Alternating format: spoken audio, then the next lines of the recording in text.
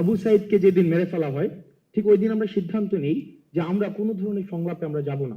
আমরা সেদিনই বলেছি যে রক্ত মারিয়ে কোনো সংলাপ নয়। সেদিন রাতের বেলা ডিজিএফআই এর একটা টিম আমার বাসায় আসে, সায়েন্স ল্যাবে আসে। সায়েন্স ল্যাবের একদম মোড়ে হচ্ছে আমার বাসা। আর সেখান থেকে আমাদের দুইজনকে উঠিয়ে নিয়ে যায়। অর্থাৎ আমাদেরকে আলাপ আলোচনাটা ছিল এমন যে আমরা যদি তাদেরকে কোঅপারেট না করি তাহলে আমার তখন আমার আপা মানে শি ওয়াজ এক্সপেক্টিং বেবি। তো তখন দেখা যাচ্ছিল কি আমাদের বাসায় একটা হচ্ছে টিম পাঠানো হয়েছে। আর আমার বাসাটা হচ্ছে আমার বাসায় মা একা থাকেন আর বোন ছিল বাসায়।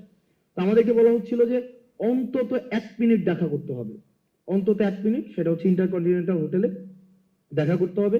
কারণ এর আগের দিন আমরা জানি যে আমাদের ক্যাম্পাসে আমাদের যারা শিক্ষার্থী ছিল তাদেরকে নগ্নভাবে পিটিয়েছে ছাত্রলীগ, যুবলীগ। আমরা বলেছিলাম যে অসম্ভব, আমরা কোনোভাবেই আপনাদের সাথে কোনো আলোচনায় বসতে পারি না। পরে আমাদের বাসায় এসে হচ্ছে আমি সার্জিস একসাথে ছিলাম, আমাদেরকে উঠিয়ে নিয়ে যাওয়া হয়। এবং এখনো পর্যন্ত আপনারা যারা জার্নালিস্ট আছেন আপনারা খোঁজ নিলে পারেন, সেটা হচ্ছে আমাদেরকে সরাসরি হচ্ছে এই যে যমুনা পদ্মাতে নিয়ে যাওয়া হয়। আমরা পদ্মাতে যাই, সাথে সাথেই 3 জন মন্ত্রী হচ্ছে পদ্মাতে প্রবেশ করেন। তৎকালীন সভামন্ত্রী নওফেল, ওই যে আইনমন্ত্রী ছিলেন আনিসুল হক, তারপরে হচ্ছে এই যে আরাফাত, এই 3 জন সাথে সাথে প্রবেশ করেন। তা আমরা জিজিএফ এর যে প্রতিনিধি দলটা ছিল আমরা বলি যে আপনারা এই 3 জনের সাথে আমরা কোনোভাবেই বসতে পারি না, আপনারা আমাদেরকে ভয়ভীতি দেখিয়ে এখানে নিয়ে আসছেন, অসম্ভব, কোনোভাবে আমরা এখানে বসবো না। পরে ডিজিএফ এর তৎকালীন যিনি চিফ ছিলেন মেজর জেনারেল হামিদ, উনাকে পরে সরিয়ে দেওয়া হয়েছে, উনিও আসেন। এবং ওনার যেই পরবর্তী ডিএস1 বা ওনাদের যেই হায়ারার্কি থাকে সবাই ওখানে আসেন ওই পদ্মার মধ্যে। দেন আমাদেরকে এক রকমের ভার্বালি ফোর্স করতে থাকেন যে আমাদের ওনাদের সাথে কথা বলতেই হবে। আমরা বলিনি।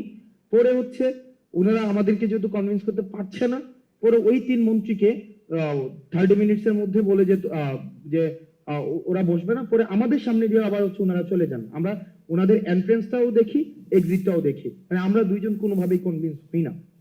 তো যেহেতু আমাদেরকে কথা ছিল আমাদেরকে বাসায় ফেরত দিয়ে যাবে, ওই দিন আমাদেরকে বাসায় ফেরত দেয়নি। তখন আমাদেরকে একটা সেফ হোমে নিয়ে যাওয়া হয়। সেফ হোমটা এখনো আছে কিনা আমি লোকেশন দিচ্ছি, সেটা হচ্ছে যে আমাদের মৎস্য ভবনের অপোজিট সাইডে আন্তর্জাতিক মাতৃভাষা ইনস্টিটিউট। বাইরে থেকে কোনোভাবেই বোঝা যাবে না যে এটা একটা ডিজিএফআই এর সেফ হোম। বাইরে থেকে মনে হবে এটা পরিত্যক্ত বাড়ি, কিন্তু আপনি যখন ভিতরে প্রবেশ করবেন দেখবেন সেখানে মডার্ন এমিনিটিস সবকিছুই সেখানে অ্যাভেলেবেল, কনফারেন্স রুম রয়েছে, সবকিছু রয়েছে। সেখানে আমাদেরকে সন্ধ্যাবেলায় নিয়ে যাওয়া হয়। দেন পরবর্তী 2 দিন আমাদেরকে সেখানে মানে আটকে রেখে যত ধরনের ফোর্স করা যায়, ভার্বালি, ফিজিক্যালি যত ধরনের। এবং রাষ্ট্রে এমন কোনো আইন প্রয়োগকারী সংস্থা নেই যারা আমাদের সাথে ওই সেফ হোমে বসে নাই। এবং মেন্টালি যত ধরনের টর্চার করা যায়। একবার আমাকে বলে যে সার্জিস রাজি হয়ে গিয়েছে, সুতরাং তুমি যদি রাজি না হও তাহলে তোমার ভবিষ্যৎ তুমি দেখবা। এবং সেখানে হচ্ছে আমাদেরকে কেরিয়ার সেটেল করে দেওয়ার কথা হয় যে দেখো এখানে যে প্রত্যেকটা মানুষ মারা যাচ্ছে সবগুলোর দায়ভার কিন্তু তোমাদেরকে নিতে হবে, সবগুলোর দায়ভার।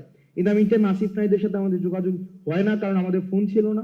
আমরা বারবার চেষ্টা করছিলাম আমরা যোগাযোগ করব, আমরা কোনোভাবেই তাদেরকে আমরা সংযোগ করতে পারছিলাম না। তা আমাদেরকে বারবার বলা হচ্ছে যে বিদেশে, এবং আমাদেরকে বলা হচ্ছে যে দেখো তোমরা যদি একটা সেটেলমেন্টে আসো তোমাদের যে কেরিয়ার ওই কেরিয়ার হচ্ছে আমরা সেটেল করে দেবো, তোমাদের বিদেশে বলো দেশে বলো যাই বলো না কেন। এবং ওনারা আমাদেরকে বলছিলেন এই ভদ্রলোকের কেরিয়ার অলরেডি সেটেলড, কিন্তু আমরা কোনোভাবেই নেগোসিয়েশনে যেতে যাচ্ছিলাম না এবং আমরা কোনোভাবেই বসতে যাচ্ছিলাম না। তো সর্বশেষ আমাদেরকে ওই দিন আমি হাসিবকে নিয়ে আসি, কারণ আমি কোনোভাবেই আমি বিষয়টাকে যে কিভাবে অ্যাড্রেস করবো, তা হাসিব আমার সাথে ফোনে যোগাযোগ করে হাসিব নিয়ে আসে। হাসিব যেহেতু মাদ্রাসার স্টুডেন্ট ছিল, হাসিবের প্রতি আরো বেশি তাদের ক্ষোভটা বেশি ছিল।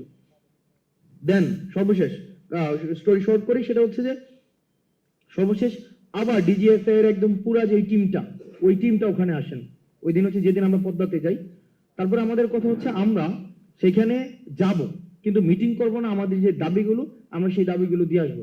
সেখানে সার্জিস আমাকে বলে যে দেখো ওনারা যেহেতু বলছেন মিডিয়া সেখানে আসবে, সুতরাং আমরা অন্তত মিডিয়ার সামনে আমাদের যেই বর্তমান পরিস্থিতি সেটা আমরা উপস্থাপন করতে পারবো।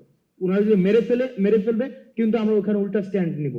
তখন আমরা ওই সিদ্ধান্ত নিয়ে আমরা পদ্মাতে যাই, কিন্তু আমরা 1টা মিনিটের জন্য ওনাদের সাথে আমরা কোনো বসি নাই।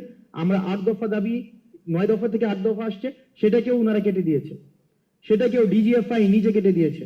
এবং আমাদেরকে যখন আমরা আসছি নিচে, নিচে আসার পর আমরা দেখলাম মিডিয়ার এখানে যারা যারা আছেন এই ক্যামেরাগুলো লোগো সহ মিডিয়া তাদেরকে আমরা সেদিন সেখানে দেখেছিলাম এবং আমরা সেখানে আমাদের সাথে যা হয়েছিল আমরা স্পষ্টভাবে সেই ঘটনাগুলাই বলেছিলাম। দুঃখজনক হলেও সত্য, আবার যখন আমাদের সেই ফোনে নিয়ে আসা হয় আমরা দেখেছি ডিজিএফআই ফোন দিয়ে দিয়ে সেটাকে ইন্টেনশনালি এই প্রত্যেকটা ভিডিওকে কাট করেছে এবং আমরা দেখেছি যে না এই হেডলাইন যাবে না, আপনারা এই হেডলাইন দেন, ভিডিওর এই অংশ যাবে না, আপনারা ওই অংশ দেন। এবং নগ্নভাবে দেখেছি তৎকালীন মিডিয়ারা তারা যে প্রেসক্রিপশন দিয়েছে ওই প্রেসক্রিপশন অনুযায়ী হচ্ছে ভিডিও প্রচার করেছে, ওই প্রেসক্রিপশন অনুযায়ী হচ্ছে বক্তব্য প্রচার করেছে।